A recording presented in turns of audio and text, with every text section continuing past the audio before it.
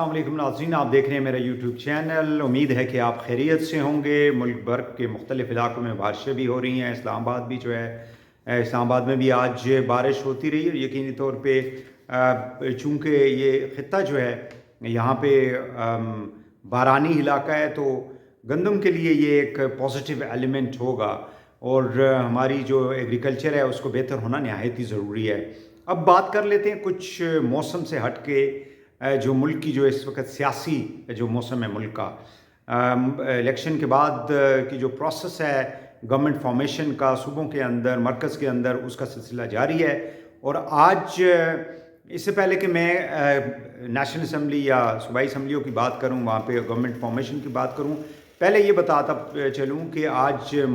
मौलाना फजल रहमान के पास जो है नवाज़ शरीफ बज़ात ख़ुद चल कर गए डेलीगेशन की सूरत में, जिसके अंदर राना सनाउल्लाह थे, ख्वाजा साद थे, एहसन इकबाल थे, बाकी सीनियर लीडरशिप थी और उनके साथ मुज़ाकरात किए। उसकी वजह यह है कि मौलाना साहब पहली मरतबा है कि इंतख़ाबात के बाद वो कुछ अफसरदा थे, फिर वो अपोजिशन की तरफ उनका मूव था। उनकी जो स्टेटमेंट्स थी, उनके जो इंटरव्यूज़ थे, जिसके अंदर उन्होंने फॉर्मर आर्मी चीफ़ के हवाले से भी कुछ बात की थी और फिर बाद में उन्होंने वहाँ से वापस हो गए। उन्होंने कहा कि मैं 2018 की बात कर रहा था जन बाजवा साहब के हवाले से, और उसके बाद फिर उन्होंने एक इंटरव्यू के अंदर जरदारी साहब को कहा कि वो मफाहमत के नहीं बल्कि मफादात के जो है वो चैम्पियन हैं। तो इस हवाले से उनकी जो पैगाम था बेसिकली नवाज़ शरीफ या आसिफ अली जरदारी साहब के लिए या इवन इस्टेब्लिशमेंट के लिए, वो ये था कि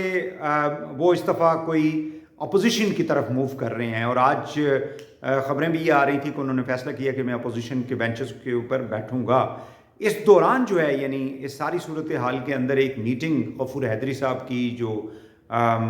बड़े सीनियर लीडर हैं JUAF के और सेकंड हैं उसके अपनी जमात के मौलाना के बाद, उनकी मुलाकात इसहाक डार से हुई थी। लेकिन इसहाक डार साहब को उन्होंने बलूचिस्तान के अंदर हुकूमत साजी के हवाले से दावत दी, लेकिन उन्होंने कहा कि चूँकि हमारा पीपल्स पार्टी के साथ ऑलरेडी बातचीत तय हो चुकी है, आपने लेट हो गए हैं,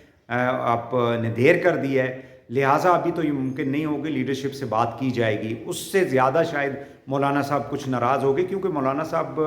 जो है हमेशा, अगर आप उनकी सियासत को माजी के अंदर उठा के देख लें तो उन्होंने हमेशा जो है वो हुकूमत साजी का हिस्सा रहे हैं। वो अपोजिशन में कभी बैठने के लिए इलेक्शन उन्होंने नहीं लड़ा, बल्कि एक ऑफ द रिकॉर्ड एक मीटिंग एक ज़माने में 2008-9 की बात है, उनको इंटरव्यू के लिए बुलाया एक चैनल में मैंने, और इंटरव्यू के बाद हम बैठे हुए थे तो उन्होंने कहा कि देखें हमारी जो जमात है, मतलब मैं कोई उस टाइप का मौलाना नहीं हूँ कि जिस तरह से ज़ाहिर है कि बहुत काबिल एहतराम है, जो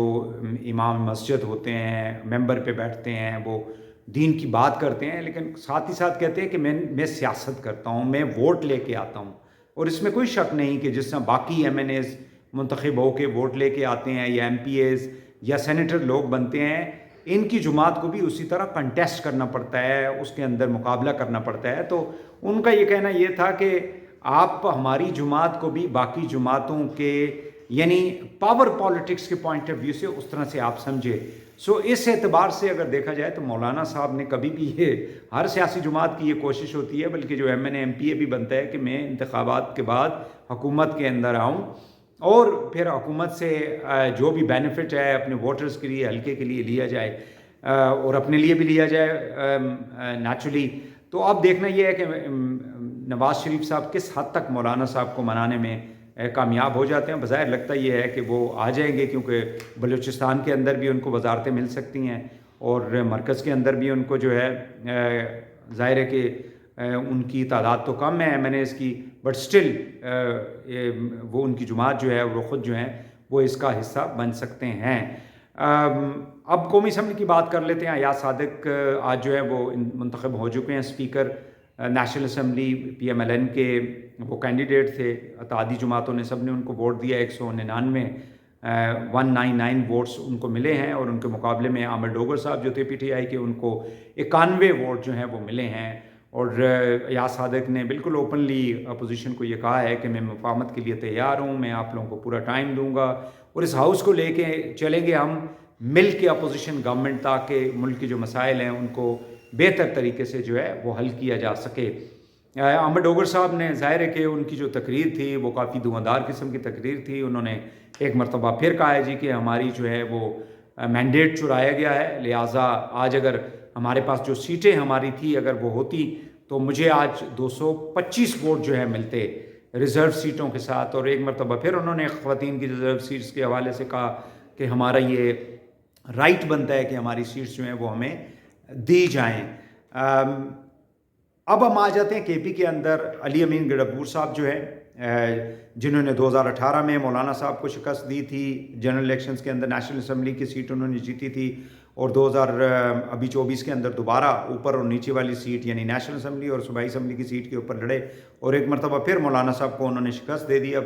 یہ بات بیچ میں رہ گئی, لیکن بہرحال مولانا صاحب نے پی ٹی آئی کے ساتھ جس طرح سے گست و شنید کا سلسلہ شروع کیا, اچھی بات ہے یہ, لیکن ماضی کے اندر دونوں جماعتیں جو ہیں وہ ایک دوسرے کو یعنی ایک دوسرے کی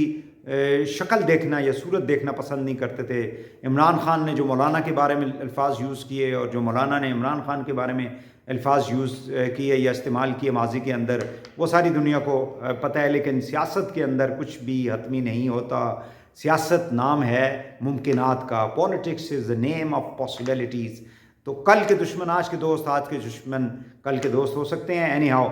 اب علی امین گڈپور کی جو تقریر تھی وہ بڑی انٹرسٹنگ تھی. انہوں نے سب سے پہلے تو یہ کہا کہ 9 مئی کے واقعات کے اندر جن لوگوں کے خلاف شواہد ہیں ان کے خلاف قانونی کارروائی ہونی چاہیے, تاہم وہ لوگ جن کے خلاف کوئی شواہد نہیں ہے ان کی ایف آئی آر جو ہیں ودن 1 ویک ختم کر دینی چاہیے. انہوں نے پولیس کو یہ ڈائریکٹیوز دیے ہیں, اور اگر اس کے اوپر عمل درآمد نہیں ہوگا تو پھر ان افسران کے خلاف کارروائی ہوگی. اور یہ تو ایکسپیکٹڈ تھا کہ چونکہ پی ٹی آئی جو ہے وہ اس پروسیس سے گزر رہی تھی, لیکن 9 مئی کے اندر جو کچھ بھی جن لوگوں نے کیا ہے افواج پاکستان اور دفاع پاکستان کو نقصان پہنچانے کی کوشش کی ہے, اس میں میرا نہیں خیال کہ کوئی بھی سیاسی لیڈر یا کوئی سیاسی جماعت یا کوئی حکومت جو ہے وہ اس پروسیس کو روک سکتی ہے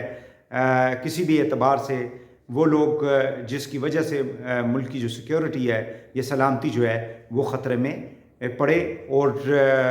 جس سے پاکستان کی دفاع جو ہے وہ کمزور ہو. بٹ لیٹ اس سی کہ اب آگے چل کے علی امین گڈپور صاحب جو ہے وہ کون سا راستہ جو ہے اس کو اختیار کرتے ہیں. بلوچستان کی اگر ہم بات کر لیں تو بلوچستان کے اندر سرفراز بگٹی جو کہ پیپلز پارٹی کے کینڈیڈیٹ ہیں, ان کو پارٹی نے نامینیٹ کر دی ہے, امیدوار ہیں چیف منسٹر کے, اور بظاہر لگتا ہے کہ وہ چیف منسٹر بن بھی جائیں گے. آج اس کا اعلان ہو چکا ہے. پہلے وہ جو ہے یہاں مرکز میں انٹرم گورنمنٹ کے اندر ہے وزیر داخلہ, اور پچھلی حکومتوں میں وہ بلوچستان کے اندر ہوم منسٹر بھی رہ چکے ہیں باپ پارٹی کے. سو باپ پارٹی سے بیسیکلی ان کا تعلق تھا, but now he has left باپ پارٹی, اور پیپلز پارٹی کو انہوں نے ریسنٹلی جوائن کیا تھا. اور آج ان سے یہ کوشچن بھی کیا گیا کہ اتنے یعنی ابھی آپ کو جوائن کروایا گیا اور ابھی آپ جو ہے وہ نامینیٹ ہو گئے, تو اس کے اوپر پھر انہوں نے یہی جواب دیا کہ جو پارٹی کی CEC ہے, سینٹرل ایگزیکٹو کمیٹی جو ہے, اس نے یہ فیصلہ کیا ہے, لیڈرشپ نے یہ فیصلہ کیا ہے, اور میں نے اس فیصلے کو جو ہے وہ تسلیم کیا. اور باقی جو پیپلز پارٹی کی جو لیڈرشپ تھی وہاں پہ نواب صاحب کھڑے تھے, وہاں پہ جمالی صاحب کھڑے تھے, انہوں نے کہا ہے کہ یہ پارٹی کا فیصلہ ہے اور ہم ان کے پیچھے ہیں. سو وہاں پہ بھی پروسیس جو ہے وہ حکومت سازی کا. تو اس طرح سے چاروں صوبوں کے اندر, مرکز کے اندر اب پرائم منسٹر کا انتخاب پرسوں انشاءاللہ ہو رہا ہے اتوار والے دن, اور امید ہے کہ اتوار کو جب ان کا نیشنل اسمبلی کے اندر ووٹنگ ہو جائے گی تو شام کو ووٹ ٹیکنگ بھی ہوگی, اور اس کے اندر پی ٹی آئی کے جو ہے عمر ایوب صاحب کو ان کی پارٹی لیڈرشپ نے امیدوار بنایا ہوا ہے, وہ کنٹیسٹ کریں گے. اور یہ اچھی بات ہے. آج عامر ڈوگر صاحب نے اس پروسیس کے اندر حصہ لیا. پی ٹی آئی کے لوگ جو ہیں وہ اسمبلی کے اندر آئے, وہاں پہ انہوں نے حلف برداری میں حصہ لیا. اب اسمبلی میں اندر رہ کے, پروسیس کے اندر رہ کے وہ حکومت کو زیادہ ٹف ٹائم دے سکتے ہیں. یہ بات میں نے پہلے بھی کی ہے کہ بائیک آؤٹ کرنے سے, پروسیس سے جب آپ باہر نکل جاتے ہیں تو پھر آپ کے لیے مشکلات میں اضافہ ہو جاتا ہے. جب پروسیس میں آپ لائن میں لگے ہوئے ہیں تو کبھی نہ کبھی آپ کی باری ضرور آ جائے گی, اور اگر آپ لائن میں ہی نہیں ہیں تو پھر باری آنے کا تو سوال ہی نہیں پیدا ہوتا. اور عمران خان نے یہی ایک غلطی کی تھی کہ جب ان کے خلاف ووٹ آف نو کانفیڈنس آیا تھا تو اس وقت ان کو چاہیے تھا کہ وہ نیشنل اسمبلی کے اندر بیٹھتے اور پھر وہ پنجاب اور کے پی کی حکومت کو بھی پورا ٹائم کرنے دیتے تو آج شاید ملک کا جو سیاسی منظرنامہ ہے، میں پہلے بھی یہ کہہ چکا ہوں کہ مختلف ہوتا. بہرحال اب جو صورتحال ہے، ملک کے جو چیلنجز ہیں، اکانومی کے چیلنجز، ہماری پولیٹیکل اسٹیبلٹی کے جو چیلنجز ہیں، ملک کے اندر جو ایک بہت زیادہ تناؤ پایا جاتا ہے، بہت زیادہ کھینچا تانی جو پائی جاتی ہے، اس سے ہمیں بالکل جلد از جلد جو ہے باہر نکلنا نہایت ہی ضروری ہے، ملک کے لیے، ملک کی عوام کے لیے، ملک کی معیشت کے لیے. ورنہ پریشر جو ہے وہ اسی طرح بڑھتا رہے گا، اور جب گھر کے اندر معاملات خراب ہوتے ہیں تو پھر دشمن جو ہے ان میں اضافہ ہونا شروع ہو جاتا ہے. تو لہٰذا اپوزیشن اور گورنمنٹ دونوں کو ہوش کے ناخن لینے ہوں گے اور مل کے چلنا ہوگا، اور اپنی انا اور ایگو جو ہے اس کو ایک سائڈ پہ رکھ کے. اور عمران خان صاحب کو بھی چاہیے کہ وہ اپنی جو ضد ہے یا کوئی ان کی جو بھی ان کے تحفظات ہیں داندلی کے حوالے سے ہیں یا باقی ہیں، وہ پروسیس کے اندر اپنے آپ کو ڈالیں، عدالتوں کے پاس جائیں، ای سی پی کے پاس جائیں، قانونی جنگ جو ہے اس کو جاری رکھیں. اور الٹیمیٹلی ڈیفینیٹلی ظاہر ہے کہ ادارے ہیں ملک کے، وہ چیزوں کو دیکھتے ہیں. تو یہ پروسیس جو ہے وہ آگے بڑھتا رہے گا تو چیزیں جو ہے وہ بہتر ہونا شروع ہو جائیں گی. لیکن اگر آپ کنفرنٹیشن کی سیاست کو لے کے چلیں گے، نظام کو چلنے نہیں دیں گے اور ضد اور ہٹ درمی کریں گے تو پھر مسئلہ جو ہے وہ خراب ہوگا، اور آنے والی حکومت کے لیے بہت بڑا چیلنج ہے، شہباز شریف کے لیے، صوبائی حکومتوں کے لیے، کہ وہ بھی ہوش کے ناخن لیں اور ایک ایسی پالیسیز بنائیں، اپوزیشن کو ساتھ لے کے چلیں، تاکہ جس میں ملک کی کا بھی فائدہ ہو، ملک کی معیشت کا فائدہ ہو، اور ملک کے اندر ایک بہتر جو ہے ماحول جو ہے وہ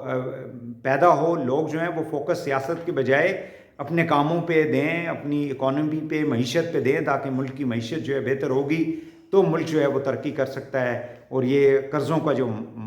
پرابلم ہے، یہ جو آئی ایم ایف کا ہمارے اوپر ایک تلوار جو ہے لٹکتی رہتی ہے، اس سے ہم باہر اسی صورت میں نکل سکتے ہیں. ناظرین، ہمارا جو یوٹیوب چینل ہے اس کو سبسکرائب بھی کریں، اور اس کی باقی پلیٹ فارم جو سوشل میڈیا کے ہیں اس کو بھی ضرور آپ فالو کریں. بہت شکریہ.